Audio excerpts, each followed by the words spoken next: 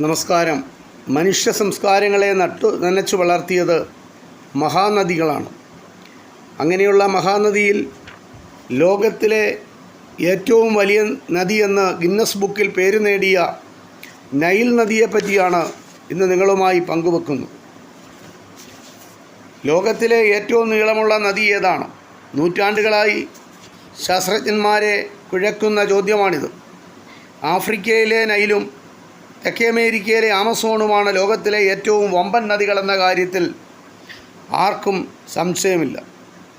എന്നാൽ ഇവയിൽ ഏതിനാണ് നീളക്കൂടുതലെന്ന കാര്യത്തിലാണ് തർക്കം. നാഷണൽ ജിയോഗ്രാഫിക് സൊസൈറ്റിയുടെ കണക്ക് പ്രകാരം ആമസോണിന് 6258 മുതൽ 6800 കിലോമീറ്റർ വരെയാണ് നീളം. എന്നാൽ നൈൽ നദിക്കാകട്ടെ 5499 മുതൽ 6699 വരെ കിലോമീറ്റർ നീളമുണ്ട്. ഗിന്നസ് ബുക്കിൽ പ്രകാരം ഏറ്റവും നീളം കൂടിയ നദി നൈലാണ്. ഗിന്നസ് ബുക്കിലെ നൈൽ നദിയുടെ നീളം 6695 കിലോമീറ്ററാണ്. അപ്പോൾ ആമസോൺ എന്ന നദിയും നൈൽ എന്ന നദിയും നീളത്തിൻ്റെ കാര്യത്തിൽ ശാസ്ത്രലോകത്തിനകത്ത് തർക്കമാണ്. രണ്ടും കെട്ടാകെട്ട നിൽക്കുകയാണ്. ഗിന്നസ് ബുക്കിൽ പേര് നേടി ഒന്നാം സ്ഥാനത്ത് നൈൽ നദിയാണ്.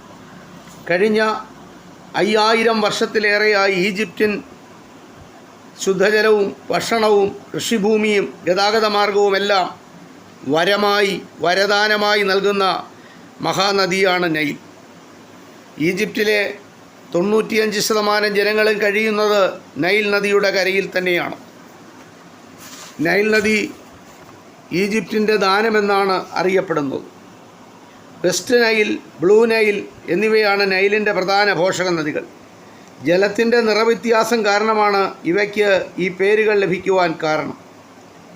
ബുറൂണ്ടി, റുവാണ്ട എന്നീ രാജ്യങ്ങളിൽ എവിടെയോ ഉത്ഭവിക്കുന്ന വൈറ്റ് നൈൽ തുടർന്ന് ടാൻസാനിയ, വിക്ടോറിയ തടാകം, ഉഗാണ്ട, ദക്ഷിണ സുഡാൻ എന്നിവിടങ്ങളിലൂടെ ഒഴുകുന്നു.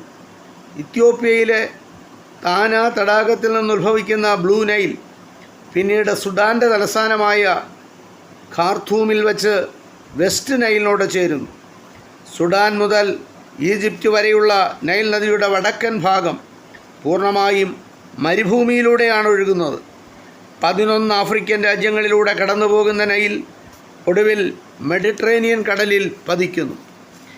ആകെ 34 ലക്ഷം ചതുരശ്ര കിലോമീറ്റർ പ്രദേശത്താണ് നൈൽ നദി വെള്ളമെത്തിക്കുന്നത്.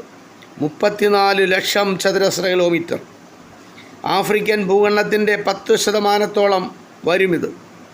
നൈലിന് പ്രധാന അണക്കെട്ട് അസ്വാൻ ഡാമാണ്.